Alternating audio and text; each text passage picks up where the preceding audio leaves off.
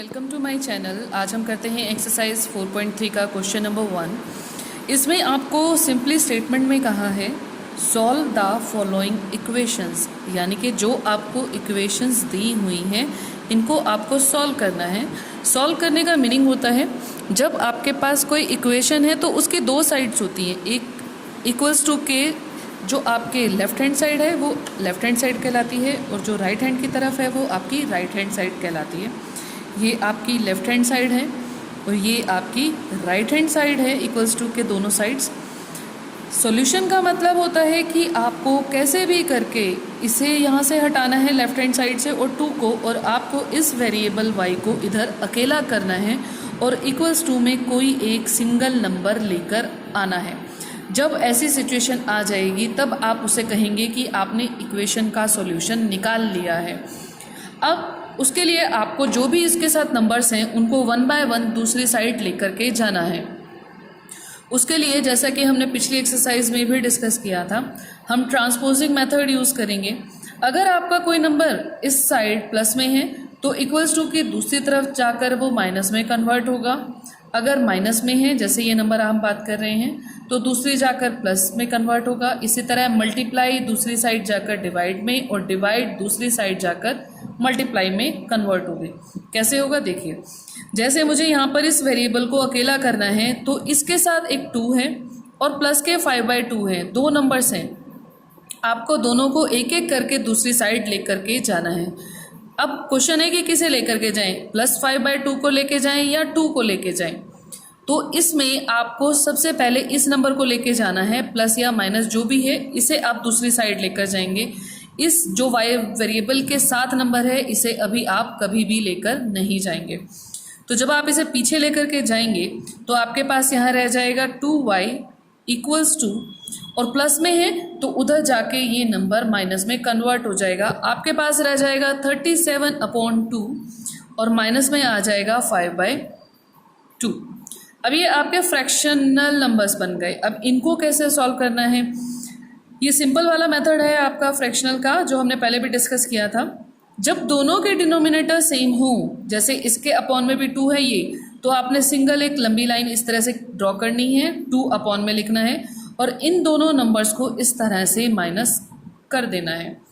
ठीक है, ये सिर्फ केस तब है जब दोनों के डिनोमिनेटर सेम होते हैं, सिर्फ तब की सिचुएशन है। माइनस करेंगे 37 में से 5 तो कितना आ जाएगा, 32 डिवाइडेड बाय 2। सिंपलेस्ट फॉर्म में कन्वर्ट कर लेते हैं, मींस कि कोई एक ऐसा टेबल ढूंढे जिससे ये दोनों पूरे पूरे डिवाइड होते हों। तो 2 की टेबल में ये भी आता है, ये भी आता है, 2 1 ज़ा 2 और यहाँ पर कितना आ जाएगा 16। तो आपके पास बचेगा 2y इक्वल्स टू 16। अब आपने क्या करना है, 2 को लेके जाना है, 2 और y के बीच में है मल्टीप्लाई का साइन। 2 जब उधर जाएगा, मल्टीप्लाई जब उधर जाएगा तो कन्वर्ट होगा डिवाइड में। तो यहाँ पर आपके पास रह जाएगा y, यहाँ पर 16 डिवाइडेड में आ जाएगा 2। तो 16 को 2 से डिवाइड करेंगे, 2 8 ज़ा 16, तो y का आंसर आ जाएगा 8। हो गया वेरिएबल आपका अकेला, जो हमने पहले कहा था कि वेरिएबल आपका अकेला हो जाना चाहिए, हो गया अकेला। और इक्वल्स टू में कोई एक सिंगल नंबर आएगा, ये सिंगल नंबर आ गया। तो यहाँ तक आपने इस इक्वेशन को सॉल्व करना है, इसे कहते हैं सॉल्व करना या फिर सॉल्यूशन फाइंड आउट करना। इसका बी पार्ट देखते हैं।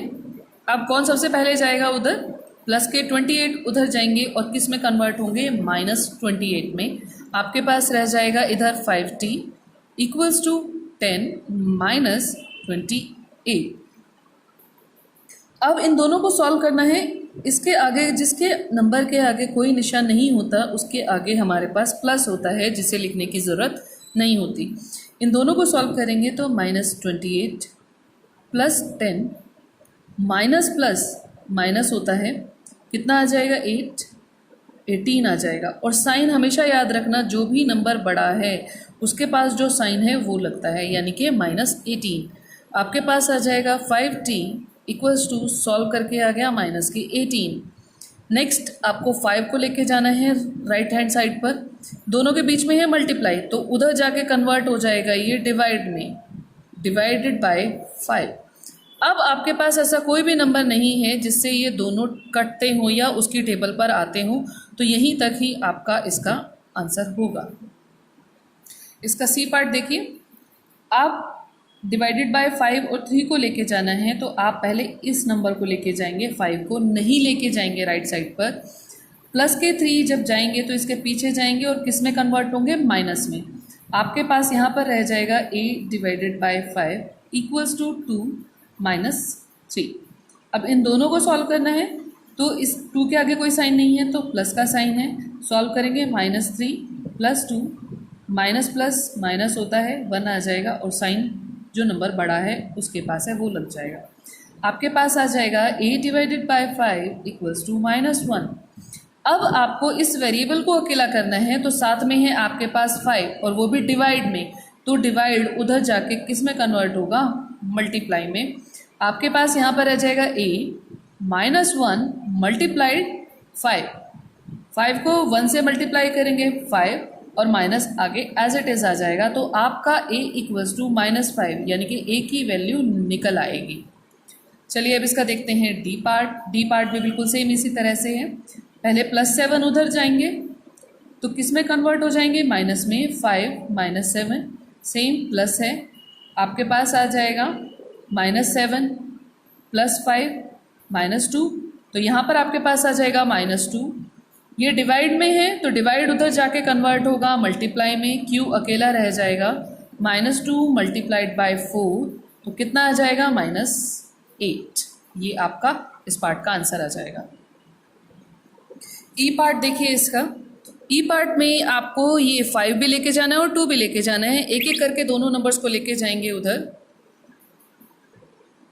पहले 2 को ले जाते हैं, ये किस में है आपका डिवाइड में, तो उधर जाके ये किस में कन्वर्ट हो जाएगा, मल्टीप्लाई में। आपके पास रह जाएगा यहाँ पर 5x equals to -5 multiplied by 2, कितना आ जाएगा सॉल्व करके, -10।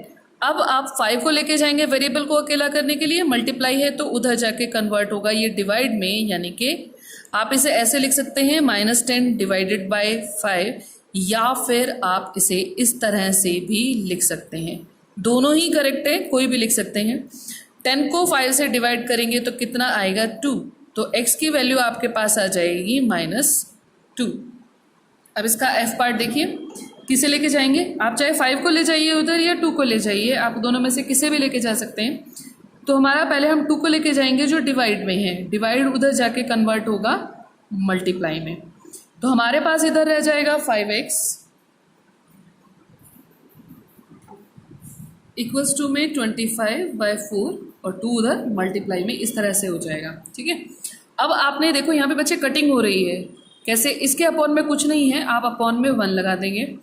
अब ये 2 ऊपर है न्यूमरेटर में और ये डिनोमिनेटर में, ये दोनों 2 की टेबल पर आते हैं तो आप कटिंग करेंगे, 2 1 = 2, 2 2 = 4, आपके पास यहाँ पर रह जाएगा 25/2। अब आपने इस 5 को रिमूव करना है यहाँ से, तो 5 उधर जाके किस में कन्वर्ट होगा, मल्टीप्लाई में है तो डिवाइड में, आपके पास x रह जाएगा 25/2। अब डिवाइड का मतलब बच्चे नीचे आएगा, यानी कि यहाँ पर आएगा, ये इसके अपॉन में ही आना था तो इसे यहाँ लिखेंगे, डिवाइड में हो गया। अब इन दोनों के बीच में कौन सा साइन है, इन दोनों के बीच में साइन है मल्टीप्लाई का, क्लियर है ये स्टेप। अब आप कटिंग कर देंगे, 5 5 = 25, 5 और 2 बचेंगे, आपके पास आ जाएगा 5/2, तो ये इसका आंसर आ जाएगा। नेक्स्ट देखते हैं, आप लेके जाएंगे +19/2 को उधर, आपके पास बचेगा 7m इक्वल्स टू 13 -19/2। अब इन दोनों को कैसे माइनस करना है आपने, ये फ्रैक्शनल है तो इसे भी फ्रैक्शन में लेके आते हैं। इन दोनों को माइनस करना है तो आप क्या लेंगे, नीचे दोनों का नंबर्स का एलसीएम लेंगे, जैसा हमने चैप्टर 2 में किया था। 1 और 2 का आप एलसीएम लेते हैं तो 2 की टेबल में जा रहा है, कितना आ गया एलसीएम, 2 आ गया।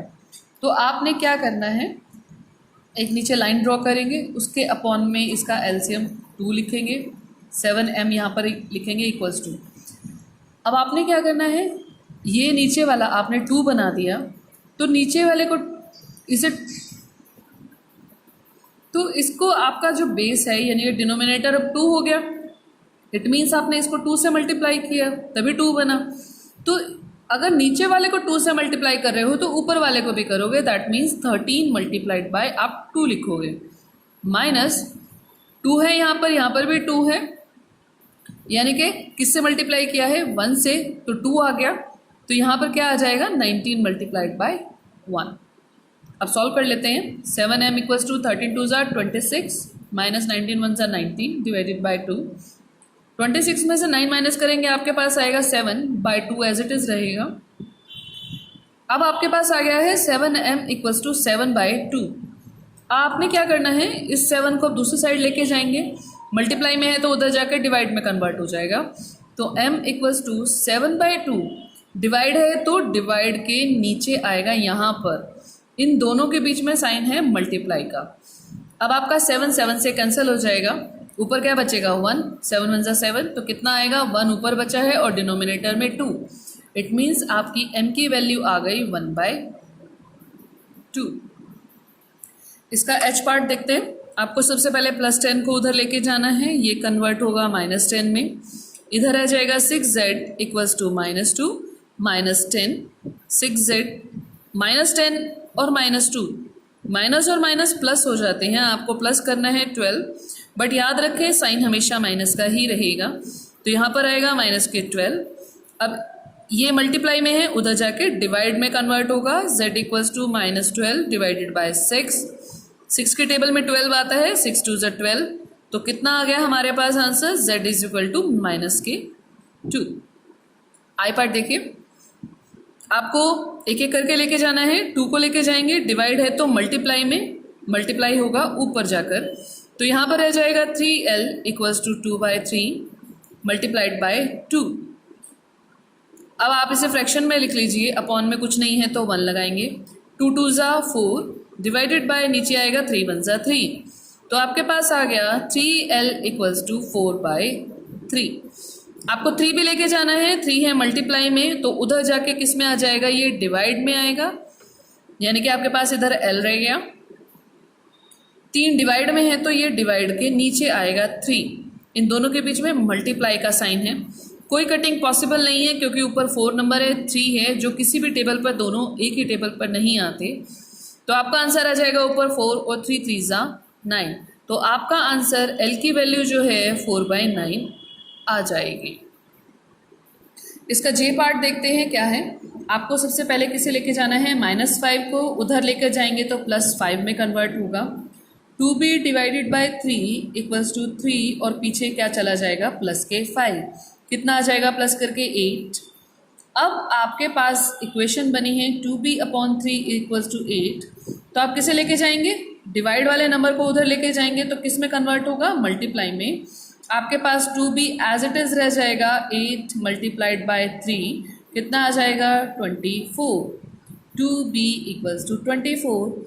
अब इन दोनों के बीच में है आपके पास मल्टीप्लाई का साइन, 2 उधर जाएगा तो डिवाइड में कन्वर्ट हो जाएगा, डिवाइडेड बाय 2 की टेबल पर हम देखते हैं तो कितना आता है 12, तो आपका आंसर कितना आ जाएगा 12।